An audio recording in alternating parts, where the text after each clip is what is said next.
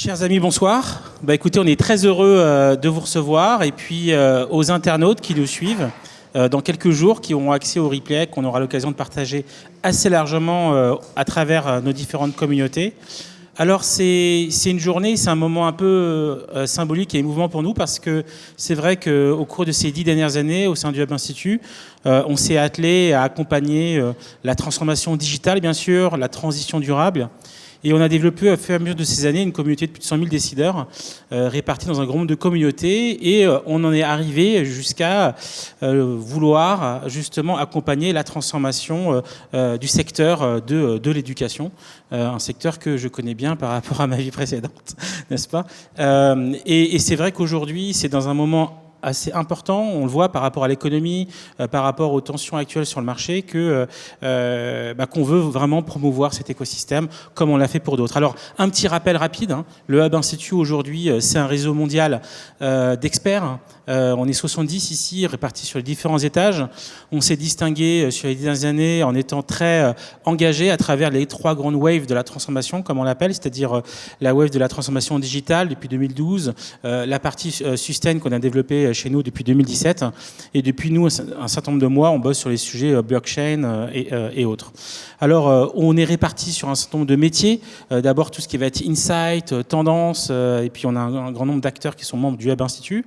On lancera dans quelques jours notre plateforme Hub Community, justement pour fédérer ces différentes énergies. Et puis après, on a toute la partie, évidemment, formation, contenu, tours qu'on fait un peu partout en France et dans le monde. Et puis nos conférences digitales, nos conférences impact et nos différentes rencontres qu'on organise ici au Hub Lab. Alors, je l'évoquais, effectivement, nos 100 000 décideurs sont répartis par communauté et il nous semblait normal, justement, d'accompagner tout cet écosystème qui est clé pour la France et pour tout un secteur économique extrêmement important. Alors, pour ce faire, on a un agenda qui est assez riche, on est connu pour ça, n'est-ce pas ? Donc, on démarre l'année avec du retour des conférences autour du retail et de l'innovation, tout ce qui est retail et e-commerce. On a la conférence data après. On a le grand rendez-vous que je vous propose de noter dans votre calendrier, qui est effectivement la première semaine de juin chaque année, donc la conférence sur le Future of Work. Et puis après, tout ce qui est évidemment finance, le Hub Forum, évidemment, et advertising. On a après des petits formats qu'on a développés, que vous voyez juste en dessous, et puis des conférences sur l'impact et le développement durable. Donc je passerai rapidement. Je vous donnerai rendez-vous d'abord le 1er décembre pour Impact Paris Summit et puis la grosse conférence d'avril, effectivement, sur Sustainable Leaders. Tout ça, évidemment, renforcé par nos études, nos rapports, plus de 25 par an, ainsi que tous nos articles. Et vous avez en bas les conférences où nous nous rendons pour aller chercher l'innovation, voir ce qui se passe et essayer de le retranscrire dans nos différentes études.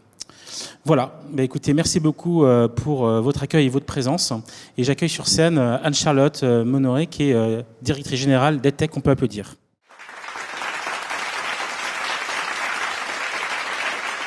Anne-Charlotte, on est très heureux de t'avoir avec nous.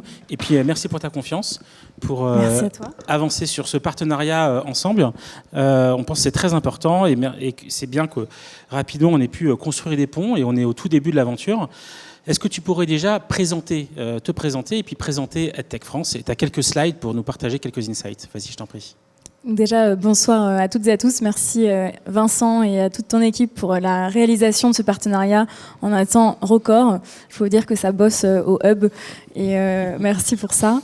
C'est extrêmement important pour nous de nous entourer de partenaires qui, comme vous, fédèrent tout un écosystème aussi derrière et qui partagent les mêmes valeurs que nous.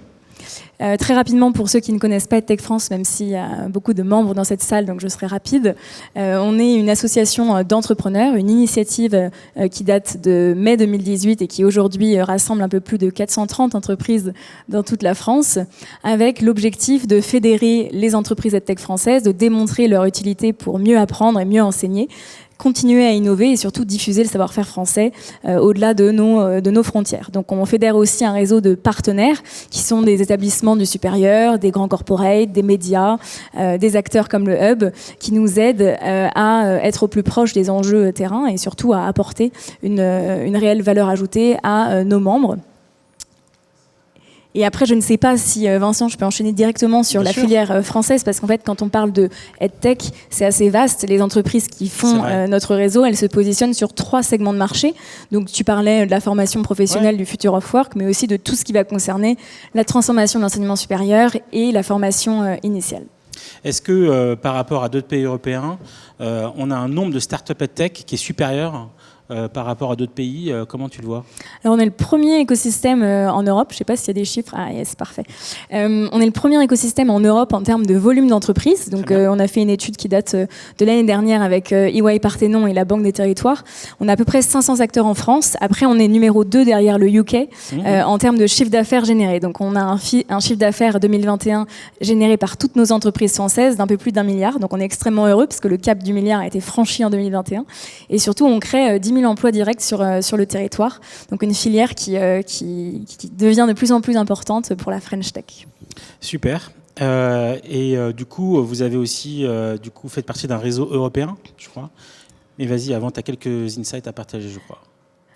Beaucoup trop de texte. Vas-y. Pour compléter sur ce que je te disais, donc premier écosystème en termes de volume d'entreprises en Europe, un champ d'application qui est extrêmement vaste. Le point commun de toutes nos entreprises, c'est de développer des solutions, des produits qui permettent un apprentissage qui est plus personnalisé, plus innovant et plus adapté à tous les profils d'apprenants. Et les entrepreneurs dans la salle le font bien mieux que moi.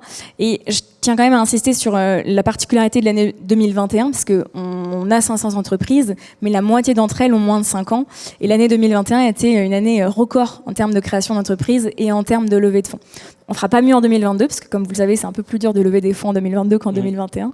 Mais voilà, gardez en tête qu'on a levé presque 500 millions d'euros l'année dernière. Et même si la Chine et l'Inde dominent le marché mondial, la France n'a rien à envier. Alors justement, on évoquait ce point ensemble il y a quelques jours. Quels sont les freins que tu identifies par rapport au développement de la high-tech en France et en Europe, par rapport à d'autres pays qui sont beaucoup plus sensibles à tester, à intégrer et à voir si ça marche? Plusieurs freins, globalement, ils reviennent assez souvent. Après, je pense qu'il faut, avant de parler des freins, il faut insister sur les forces de l'écosystème français. Donc déjà, un soutien public important avec tout un tas de financements, notamment le vaste plan de relance compétences et métiers d'avenir. Une EdTech sur 2 bénéficie de fonds publics. On a des excellents labos de recherche, une expertise en termes d'intelligence artificielle et un énorme potentiel d'exportation vers notamment l'Afrique francophone. Donc ça, c'est les forces du marché français, il y en a plein d'autres.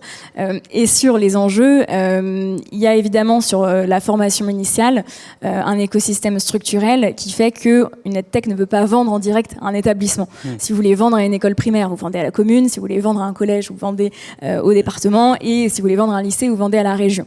Et du coup, la chaîne... Bon courage. Voilà, exactement. La chaîne d'achat est assez longue et surtout l'utilisateur n'est pas l'acheteur. Donc ça, c'est un frein, mais sur lequel on travaille et qui un jour se terminera de la bonne manière, on l'espère. Et après, dans l'enseignement supérieur, les freins, c'est toujours les mêmes. Ça va être du budget. Il faut que les universités publiques aient le budget. Il faut la ressource humaine en interne pour que les projets se déroulent. Et côté formation professionnelle, écoutez, on a la chance d'avoir le CPF, un immense réseau d'organismes de formation en France, des grands corporates qui se transforment et qui ont compris l'importance de la formation. Donc honnêtement, je dirais qu'il n'y a pas vraiment de frein sur le marché de la formation professionnelle. Très bien. Et tu parlais d'Europe. Ouais. Je pense que c'est important aussi parce que je parlais de 500 entreprises. Oui. Ça peut parfois être rude, voire même ardu, voire même impossible de s'y repérer. Et pourtant, c'est possible. On a lancé une cartographie qui permet de mapper ce qui se passe en termes d'innovation sur le territoire français. On a un système de filtres, de tags, c'est disponible gratuitement en libre accès sur le site EdTech France. Donc allez-y, vous trouverez la EdTech qui répond parfaitement à votre besoin. Et on fait partie d'un réseau européen que tu évoquais, et c'est extrêmement important de le mentionner, parce que ce que la France fait, en fait, l'Europe le fait aussi. On a des enjeux en termes de standards, en termes de régulation de l'intelligence artificielle, en termes de capacité à expérimenter sur le terrain avec les enseignants, que d'autres pays d'Europe partagent aussi. Et du coup, on fait partie d'un réseau qui s'appelle la European EdTech Alliance, qui nous permet d'avoir de la veille sur ce qui se passe en Finlande, en Suède, en Allemagne, en Espagne. Et on a aussi lancé une cartographie avec eux. Donc, si vous voulez savoir ce qui se passe en Espagne, n'hésitez pas à aller sur le site. Merci beaucoup pour ces illustrations et cette présentation. On voit sur cette carte, 2 secondes, effectivement, le maillage, l'origine des startups. Et c'est bien de voir qu'il y a l'innovation qui vient de toute la France. Yes. Par rapport à des secteurs qui sont très parisiens, c'est super intéressant. C'est marrant que tu dises ça. La région Île-de-France domine quand même, mais on a un membre sur 2 qui n'est pas en région Île-de-France. Super. Après, la région Île-de-France abonde de financement et d'accélérateurs, et c'est aussi pour ça qu'elle reste attractive. Mais il y a des gros pôles à Marseille, à Nantes et à Lyon notamment, où la région se saisit de ces enjeux de transformation de l'éducation. Quelques tendances, effectivement, innovation pour finir. Très rapidement, c'est des tendances qui se sont choisies de manière relativement arbitraire. Donc, n'hésitez pas à challenger et à nous présenter ce que vous faites. C'est des tendances qui émergent depuis 2 ans. L'impact de l'intelligence artificielle qui fait que les solutions maintenant d'éducation et de formation sont de plus en plus adaptées au profil de l'apprenant, ce qu'on appelle l'adaptive learning, adaptation en temps réel. Tout ce qui va être évidemment réalité augmentée, réalité virtuelle, notamment dans les domaines de l'industrie, des sciences et le fameux métavers dont on parle peut-être beaucoup trop. L'essor du mobile, notamment dans les pays d'Afrique francophone et auprès des populations jeunes, avec des formats d'apprentissage qui sont de plus en plus courts, ce qu'on appelle le quick learning. Ça, c'est intéressant parce que ça pénètre dans les entreprises, alors qu'avant, la formation était pensée comme un temps long. L'importance de la voix, notamment sur l'apprentissage des langues, l'apprentissage par les pairs, plein de plateformes qui favorisent le pair-à-pair dans les entreprises, et l'impact de la gamification dans tous les types de solutions, juste pour qu'on apprenne peut-être un peu mieux. Juste pour conclure, une question globale entre les enjeux EdTech, on va dire B2A, donc plutôt vers les écoles et autres, et B2B.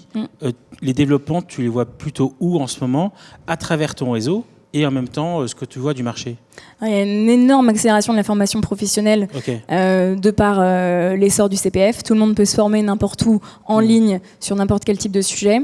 Il y a eu la réalisation très concrète de ce que ça voulait dire que les métiers de demain n'existent pas, c'est-à-dire que les grands groupes, ils doivent être capables de former leur main-d'œuvre à s'adapter à des fonctions et à des tâches qu'ils ne font pas aujourd'hui, donc énorme accélération. Et après, côté enseignement supérieur, c'est vrai qu'il y avait une avance relative des écoles privées, historiquement des business schools dans l'hybridation des formations, et le Covid a fait que tout le monde s'hybride. Exactement. Et après, le scolaire, il se passe plein de choses, mais ça reste plus éparse au regard des différents plans, mais il se passe aussi beaucoup de choses. Anne-Charlotte, merci beaucoup pour ton témoignage. Merci à toi. Et